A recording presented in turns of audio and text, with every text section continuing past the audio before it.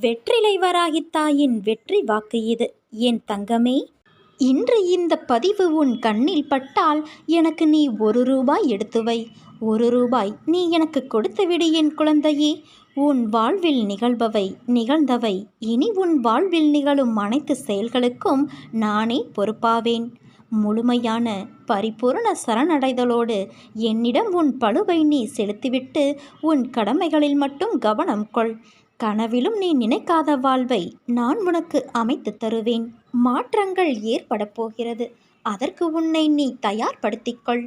எப்போது என் மீது முழுவதுமாக பாரங்களை சுமத்தி உண்மையான பக்தியை செலுத்திவிட்டாயோ அப்போதே உன் மீது பக்தி செலுத்த நான் ஆரம்பித்து விட்டேன்.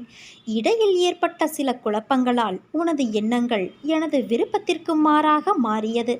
இதனால் கட்டுப்பாட்டை இழந்து ஓடிய வண்டியைப் போல நீ நடந்து கொண்டாய்.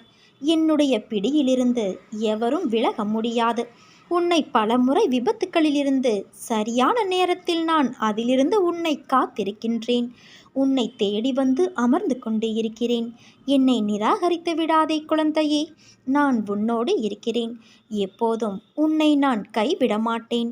மனதில் ஏற்பட்ட குழப்பம், சலனம், இதனால் பலமுறை பாதை மாறிப்போக இருந்த உன்னை என் பிடியில் வைத்து கொண்டு இருக்கிறேன்.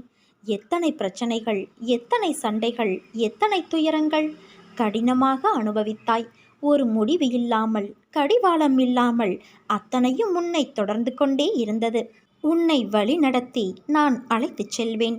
அப்படியே உனது பிள்ளைகளையும் நான் வழி நடத்துவேன். எத்தனை ஜென்மங்களானாலும் தொடர்ந்து வழி நடத்துவேன் குழந்தையே. இதுவரை நீ கடந்து வந்த பாதையை மறந்துவிடு.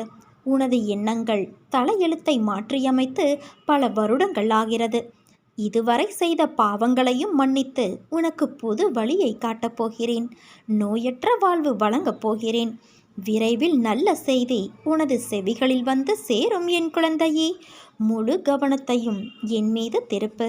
இப்போது செய்யும் பணியிலிருந்து நீ விடுபட நினைக்காதே. உன்னை நீ நினைத்து பார்க்க முடியாத அளவிற்கு நான் உயர்த்தப் போகிறேன். நம்பிக்கையோடு காத்திரு. பொறுமையாக இரு. நான் உன் நிழலாக என்றும் இருப்பேன். என் பக்தர்களுக்கு தீங்கு நேரிட நான் ஒருபோதும் விடமாட்டேன். இந்த வாழ்க்கை அற்பமானது என்று எண்ணி விடாதே. மிக மிக அரிதானது இந்த வாழ்க்கை. இந்த வாழ்க்கை பயணத்தை நாம் அர்த்தமுள்ளதாக்கிக் கொள்ள வேண்டும். அந்த பயணத்திற்கு நீ தேர்ந்தெடுக்கும் பாதையானது உண்மையில் நீ தேர்ந்தெடுத்ததல்ல. உன் வாழ்க்கையும் உனக்கான பாதையும் அந்த வாழ்க்கை பயணத்திற்கான செயல்களும் நீ தேர்ந்தெடுத்ததல்ல. நீ செயலாற்றுவது அல்ல. இவை அனைத்துமே ஏற்கனவே தீர்மானிக்கப்பட்டது. அப்படி தீர்மானிக்கப்பட்ட வழியில்தான் நீ நடந்து கொண்டு இருக்கிறாய். உன் வாழ்க்கை தீர்மானிக்கப்பட்டது. அதை புரிந்து உணர்ந்து கொண்டால் உன் வாழ்வின் நோக்கம் என்னவாக இருக்கிறது என்பதில் உனக்கு தெளிவு கிடைத்துவிடும். நீ நம்பிக்கையோடு இரு. நல்லதே நடக்கும். உன் வராகித்தாய் நான் இருக்க பயம் ஏன் உனக்கு?